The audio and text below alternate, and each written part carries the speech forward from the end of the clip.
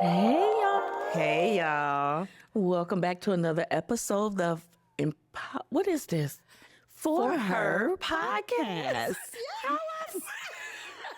No worries, girl. We got this. No, and I think I'm kind of like this because this topic today just got me all over the place. Yes. It's just all over the place. We're going to be okay. But we So gonna be welcome okay. back to For Her Podcast. Yes. I am Katrina Stewart. And I am Lisa. So thank you for tuning in. But as always, girl, Get your tissue. get your tissue because you gonna need it today. Because what we're talking about today is, as always, what we're always going to discuss is healing, empowerment, and relationships. relationships. But our topic today is on marriage Marriage, and relationships. And relationships. Ooh. And we've been doing this for a minute now. Yes. We've been doing this for a minute. I had to I had to look at my marriage license just to verify that I gave the correct years. Because That's true. when it's been so long, Yeah. so much has happened. Yeah. Y'all just charge it to my age, okay? But when you've been married so long, I was like, is it 29 or 30 years? But it's 29 years this year. Okay, 29 years. And so with us, it's 30 years this year. Yeah. So we're right there with each other. We're right there with each other. Yeah. Yes. So you are married to? Darnell Stewart, the love of my life. Yes. The apple to my sauce, the peanut butter to my jelly. Yes. Girl, all the things. All the things. And we have been married 30 years this year. We've been together 32, married 30. And as we said before, we have 4 adult children and we have 1 grandchild. And the marriage that... You go hard to talk about it. Okay, So I have been married 29 years to Douglas. And as I said before, we have 2 adult children. Right. And my first little beautiful grandbaby. Yeah. And it's been an amazing journey. It has. It's been a learning journey. Yes. We've had our ups and our downs. Like for marriage, for me, it's like a chart. Sometimes it's here, and then it's here, and then it'll come back up here, and then it's up there, and then you just all over the place. But then you find your rhythm. Yes. Now there is not a time limit to the rhythm, okay? Because you're 2 imperfect people Exactly. trying to come together as one. Yes. Yes. Different backgrounds, different parenting styles. So it's a lot. It is a lot. And so looking back over our wedding day, let's start there. It's so cute. Go ahead. Hold on. That wedding day, can I tell you, girl, I was so in love on that day. Yes. I was so in love on that What's the wedding day. process of it? Because you got to share. Oh my goodness. Okay, well, first of all, now I have to admit, Darnell and I, when we got together, we came with our children. So our relationship started with the family, and we moved in together. And the reason that we moved in together was because of where I was staying, within my home, I just needed a space where I can be safe, and I wasn't safe. Okay. So I wasn't safe where I was living, and I didn't feel my child was safe. We weren't safe together as a unit. Okay. So we needed another space, and Darnell, being who he is, the protector, the provider, he said, "You guys can come with me," and we were only dating a year. And so I moved in with him. My son and I moved in with him. And that began the relationship. Okay. That began the relationship. Marriage on that wedding day. So on that wedding day, it was all roses and beautiful, and I love you and you love me, and our family was there, and it was before God, and my grandfather married us, and it was what I thought was going to be the change I needed for me to be whole. Let me just start there. Yeah. I thought that day That was it. That was it. I'm gonna be whole. He's going to be everything that I need. I didn't know that I was broken, that I was hurt, that I was not ready to be married because there was a lot of healing that needed to take place in me first to be Mrs. Stewart. Yes, yeah. And I think that's that's a piece that we miss. Yes. Because we look at, I think of Anita Baker's song, the song Fairy Tale. Yes. And it started like, I remember those stories my mother used to tell. Yes. He was going to ride up on his white horse and take me away and do all of that. I had all of that in my mind, like, I'm going to live in this house with this picket fence and everything was just going to be amazing. And then life happened. Ooh. Our marriage, our wedding, we spent money on the beautiful gown. We had it at my dad's church. Yes. He married us, and we had 300, 400, 500 people at the wedding, and limousines, the whole thing. The bridesmaids and the groomsmen. Everybody was in there, okay? And yeah, we prepared for the wedding, but not for the marriage. And that's where the hard work comes in. Because after you've danced, after you've did all your vows in front of everybody, like all the people in the world, it's you. I want you. I tried everybody. I done dated everybody. But boo, it's you. It's you. You the one. So not thinking that afterwards, after we moved in and did all this together, we settled in. I was just sitting there like, what is really happening? Yeah. So one of my funny stories that I can share during our time, my husband has no rhythm at all. And so I'm like, you're going to have to. Don't do my brother like that. Listen, he don't have, we call him Rhythmless Nation. Okay. Because he has no rhythm. And so we had to prepare for the dance. Okay. And so he always thought he could dance. You can't be telling me how to do. Bro, it's 1, 2, not 3, 4, 7, 12. There's a pattern for this. And so that was the funniest thing is because I had rhythm, my husband didn't. Yeah. But then, he always wanted to lead in the dance. And I'm like, this is not the beat that we should be on. My goodness. But that's the same way marriage There is. you go. There you go. You think you should be in the beat, but then there's an off pattern that happens within your marriage. And you have to figure out, how do we get back in rhythm with each other? Yes. And it's not easy. No, it is not easy because, as you said, you are two individual people coming together. I love this, to become one. To become one. And so what I thought was, on that day, we're one. We're one. That's it. We're one. Until we went on our honeymoon, everything was beautiful. We went a 7-day cruise. Oh, fantastic. We got back home, walked in the door. I'm like, we're one. Dude was like, okay, I'll be back. Where you going? Where you going?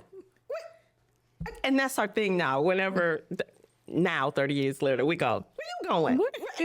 But on that day, I really meant that. Yeah, where are you going? Where you going? And he was like, I got stuff to do. We've been gone for 7 days. And da-da-da-da. And I was like, wait.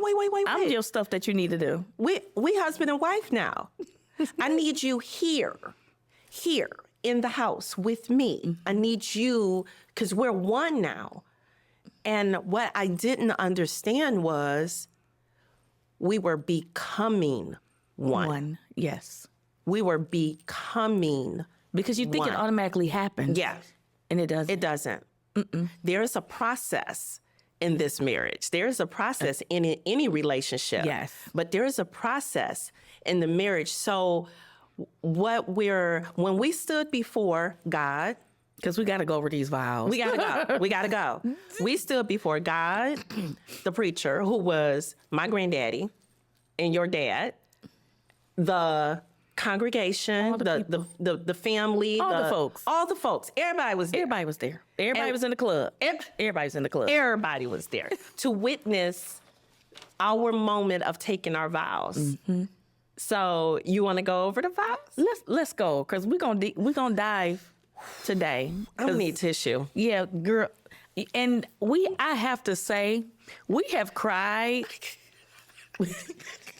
talking about this topic together. I've had deliverance service. I've had repentance service.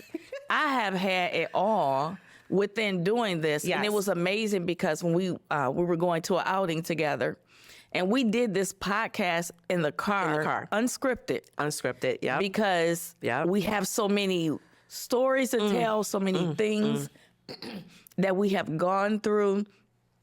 And let's get into these vows. Let's just go. Because this is what we said. We said these vows. In front of God. And all those folks. Yes. And everybody. Everybody was our there. Mom and daddy, everybody. And we said, I, Lisa, take thee, Douglas, to be my wedded husband. I think I probably had a tear about then because it was so emotional. To have and to hold from this day forward, for better and worse, for richer or poor, in sickness and in health, to love, cherish, and to obey. Till death us do part, according to God's holy ordinance. And thereto I give thee my troth. And I said, I, Katrina, yes, Lord, take thee, Darnell, to be my wedded husband, to have and to hold from this day forward. Forever, girl. For better or for worse, for richer, for poor, in sickness and in health, to love, cherish, I think honor was in there when I said it, and obey. It's that O word. Ooh, yes. Obey. Till death us do part, according to God's holy ordinance, and to thee I give thee my troth. Now, I will admit, I kind of choked up on that obey word. Yeah. But it came out because I meant it. Because you meant it at that moment. I meant it in that moment. Because obeying, honor, and love, and sickness, and health, and richer, it was so cute on that day. Standing there until it happened.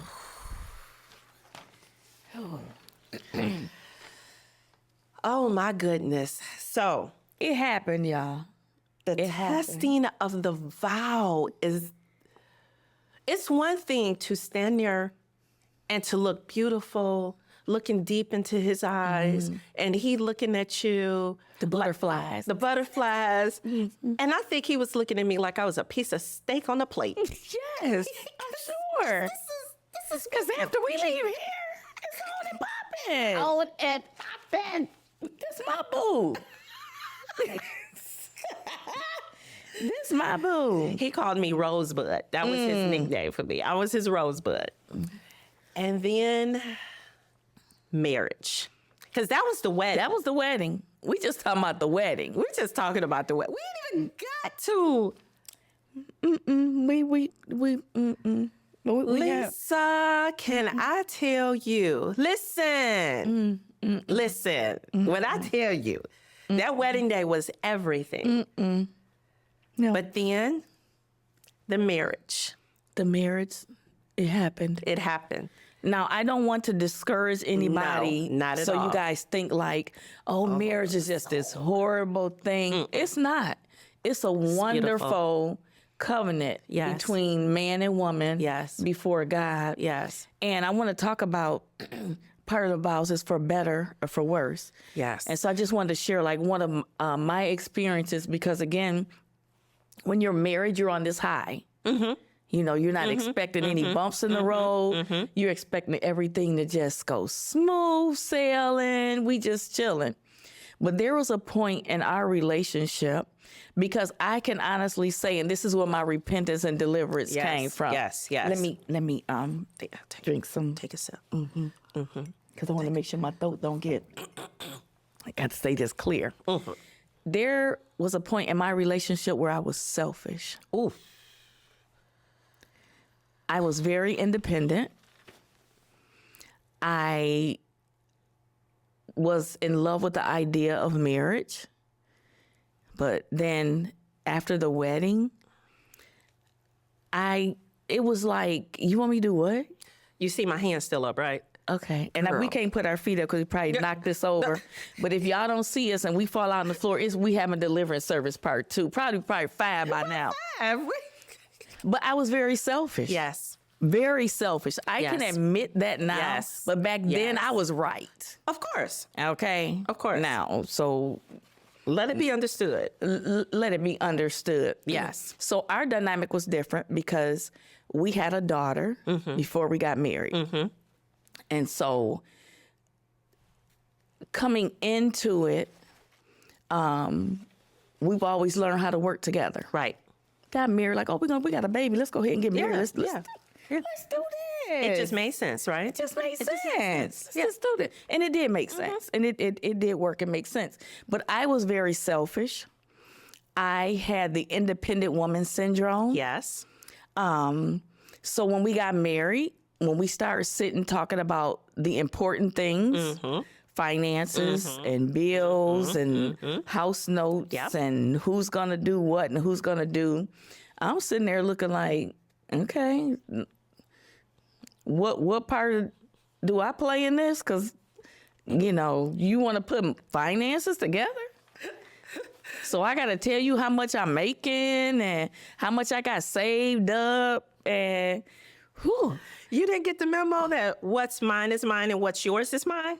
You didn't get that memo. Didn't get that memo. Okay. You didn't get that memo, dude, because that's the way I was. So I'm we sitting at the table, girl, and have a meeting, a family meeting. So how much you got in your account? We married now. We need to put this stuff together. And I was like, Lord, okay. So I can be honest, I lied. Of course. Because I was not truthful about what I had, what I made. I told them about $7, $8 off of what I got. I was so off on what I had in my checking and savings account because I was selfish. Yeah.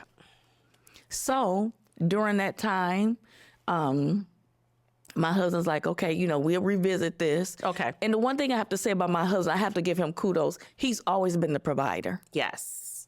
I've never had to pay a bill ever. But then a moment came early on in our marriage where my husband got laid off. Uh-oh. You got laid off. So who gonna pay these bills? So you've been paying these bills all along. You told me I had to pay none. Who gonna pay these bills? Because you laid off. Who gonna? Because what's mine is mine and what's yours is mine. Right. So guess who was the designated bill payer? It was me. Yes. Because that's a part of me being a helpmeet. That's, girl. And, my selfishness, because we had a daughter, we had a child. You had a child. And so it's like, girl, you're not going to get put out of your house. You're not going to get all of this. Yes. Like, no, you're going to have to suck that thing up and get it done. It came to a point where another incident, for better, for worse, we went through a little financial times early on in our marriage. And I kind of laugh. This is so not funny, but I have to laugh because we have made it through. Right. We couldn't afford to pay our car note. And so we had to hide our car. Okay. So that the repo man wouldn't come get the car. So we thought we was slick because we got to go to work. So we hid the car. Okay. And we stayed in townhouses back in the day. So we hid our car about 5 parking or condo, whatever you call those little pockets, down so they couldn't find our car. So you thought? So we thought. We get up in the morning. My husband's like, I'm going to go down and get the car so I can drop you off at work and I'll be back. So he come back walking. I'm like, Why are you walking? They found the car. So back then, there was no Uber. Right. There was no Turo. There was no nothing that you could do. So I ended up having to take a cab. Thank God that my job was not far from where we stayed. So we had to take a cab, take my daughter to school. We had to cab it to. But like those were some of the worst times that we had, and we had to learn. And we grew from those times. And it's those times that help you become one. You're becoming, because it's a process. It's a process. Yeah. And so with me, as we just said, the obey. Love, honor, cherish, and obey. So my struggle was living up to those words because of, in my life, I saw marriages, but they broke up. They weren't together. My parents divorced when I was young. My grandparents divorced when they were young in their marriage. So looking at a marriage, it was, to me, I wanted it to be forever. But what did that look like, right? What does that look like? And so when we got in deep, now we 2, 3, 5, 7 years in, and I'm that independent person that I'm gonna do what I want, when I want, and how I want, because I came from strong women. And you're not gonna tell me what I can and can't buy. Me what I Put can't. me on a budget. A budget? What's up? Because remember, what's mine is mine, and what's yours is mine. And so when I came into this marriage, my credit was jacked. I had bills, and my husband helped me get that together, only for me to turn around and mess it up again, because I'm gonna do what I want to do. Okay. But thank you. Thank you.